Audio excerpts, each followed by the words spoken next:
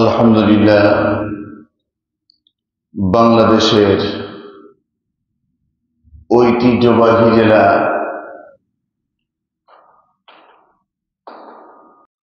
বাংলাদেশ চাঁপাইনবাবগঞ্জ জেলার শিবগঞ্জ থানাধীন Kansat Dhaka bus stand সংলগ্ন জামি মসজিদে আসা আমার দিনদার ইমানদার মুসলমান ভাই, যে আল্লাহ পাক রব্বুল আলামিন আমাদেরকে আশা বসার তৌফিক দান করলেন, সেই মহান রবের দরবারে আমরা আমাদের হৃদয় থেকে অন্তর থেকে সম্পূর্ণ কৃপণতাকে দূর করে দিয়ে মনকে উজাড় করে মহান আল্লাহ তাআলা দরবারে শুকরিয়া আদায় করে বলি আলহামদুলিল্লাহ।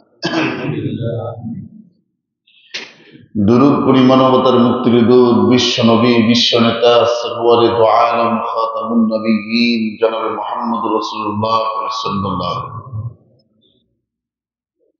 জুমাবারের দিন এমনিতে সময় কম,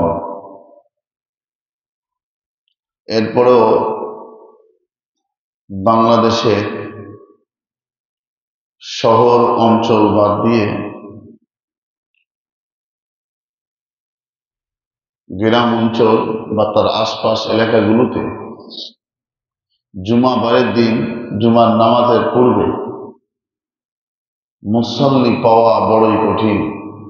অর্থাৎ এখন বর্তমানে আমাদের ইমানের অবস্থা এতই খারাপ যে আমরা আজানের পূর্বে আল্লাহর ঘরে আসতে আমরা পাচ্ছি না।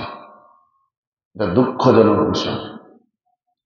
বরঞ্চ আমার আল্লাহ তাআলা সূরা জুমার মধ্যে বলেন, আজান হওয়ার সঙ্গে সঙ্গে দুনিয়াবি যত কাজ রয়েছে সমস্ত কাজ করা হারাম। আপনার গোসল, তেল মাখা, আরো যাবতীয় যত কাজ, খাবার দাবার সব করতে হবে আজানের পূর্বে। আজান হওয়ার সঙ্গে সঙ্গে আমাদের কাজ পেতে হবে আল্লাহর ঘরে এসে সিজদা দেওয়া, আল্লাহকে ডাকা, কোরআন সুন্নাহ ভিত্তিক যে আলোচনাগুলো হবে এগুলো শ্রবণ করা।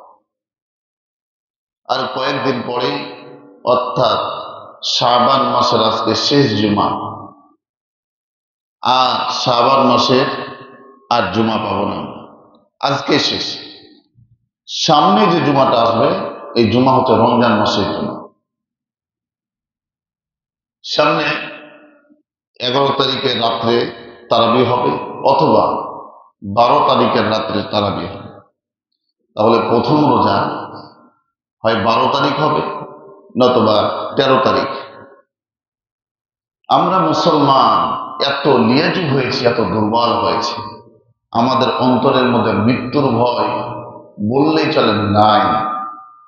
মৃত্যুর ভয় যদি থাকতো অবশ্যই আমরা যথা সময় আমার আল্লাহ তাআলা কুরআনুল কারীমের মধ্যে এবং রাসূলুল্লাহ সাল্লাল্লাহু আলাইহি সাল্লাম সে হাদিসের মধ্যে যা বক্তব্য দিয়েছেন, যা বলেছেন, আমরা তা মানতে বাধ্য ছিলাম।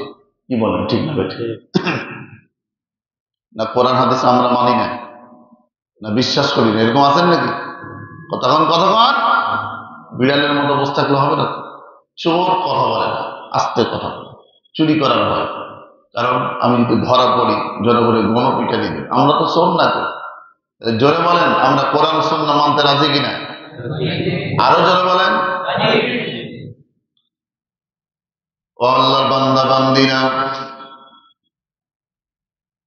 সূরার নাম সূরা বাকারা, আয়াত নম্বর 183।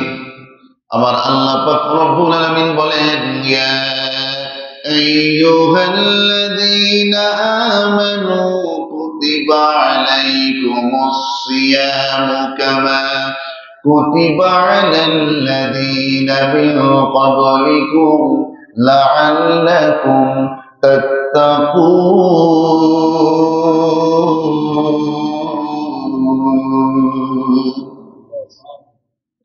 আমার আল্লাহ পাক রব্বুল আলামিন বলেন, ইয়া আইয়ুহাল্লাযীনা আমানু, হে ঈমানদারগণ, কুতিবা আলাইকুমুস সিয়াম, তোমাদের উপর সিয়ামকে ফরজ করা হয়েছে। সিয়াম মানে রোজা।